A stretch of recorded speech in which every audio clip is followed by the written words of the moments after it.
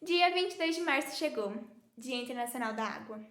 Esse dia é um dia muito especial porque é um dia para a gente relembrar a importância da água na nossa vida, o porquê que ela é tão importante. Por isso mesmo, resolvi trazer uma curiosidade muito interessante, que é sobre os rios de São Paulo. Se você já visitou São Paulo algum dia, já deve ter percebido como que seus rios são estreitos, fedidos e geralmente do lado de rodovias.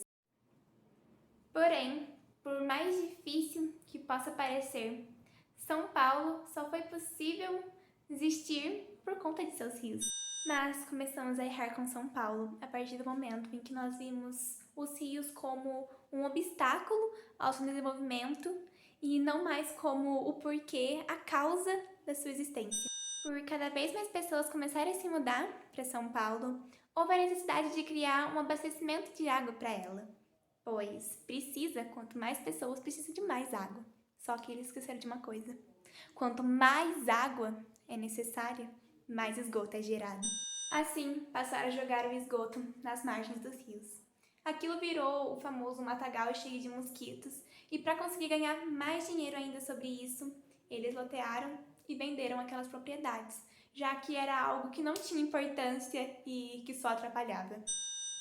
A elite de São Paulo passou a querer transformar a cidade nas muitas cidades europeias em que elas viam em suas viagens, mas os rios não se encaixavam nesse sonho. Então, eles os transformaram, cortaram as suas curvas e afundaram o seu leito. Assim, o esgoto saía mais rápido de vista. Houve então dois embates ideológicos. Por um lado, havia o Francisco Saturnino de Brito, que queria o resgate da orla fluvial urbana da futura metrópole, que consistia em basicamente resgatar os rios, pois ainda dava tempo.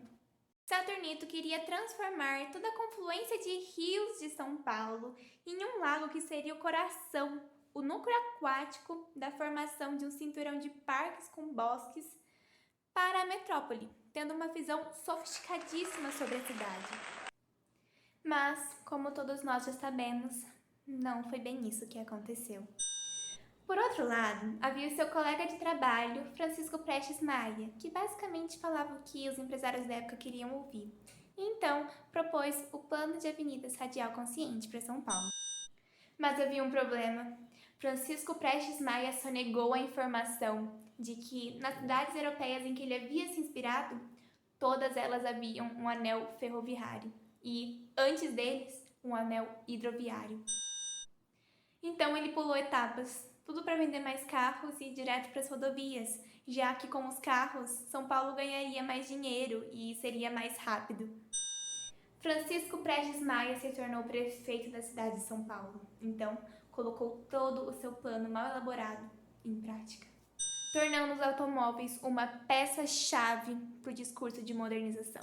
E como já esperado, causou um tremendo problema para a cidade. Houve um momento em que não se tinha mais espaço para construir as rodovias e as avenidas, pois para desocupar as áreas seria muito caro.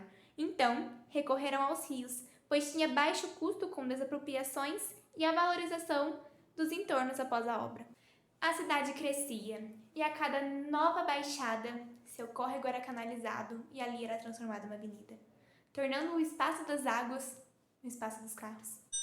E aí vem a resposta de por que tanta enchente.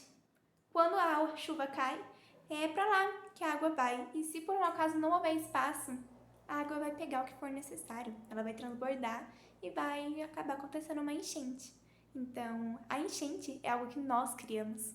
Aí vem a pergunta, então por que a gente não desconstrói as rodovias e as avenidas e transformamos uma cidade de frente para o rio novamente? Aí vem a resposta. É impossível isso, porque deslocar 20 milhões de pessoas de uma cidade é impossível. Por quê? Porque São Paulo, além de não ter uma renda para isso, São Paulo depende dos automóveis para sobreviver. Hoje São Paulo necessita dos automóveis para viver. Então, sempre damos preferência ao transporte individual. Nós temos uma ideia de modernização que, para a cidade ficar moderna, é necessário construir mais avenidas, mais rodovias e assim construir todas elas na marginal. Temos que parar com esse pensamento, porque senão o problema nunca será resolvido e a saúde dos rios vai ficar cada vez pior. E pensar que poderíamos em São Paulo circular através de barcos, através dos rios. Mas não, a política sempre vence, né? Vamos lutar pela saúde dos rios, principalmente nesse dia tão importante que é Dia Internacional da Água. Não basta só falar, temos que fazermos. Vamos mudar os nossos pensamentos.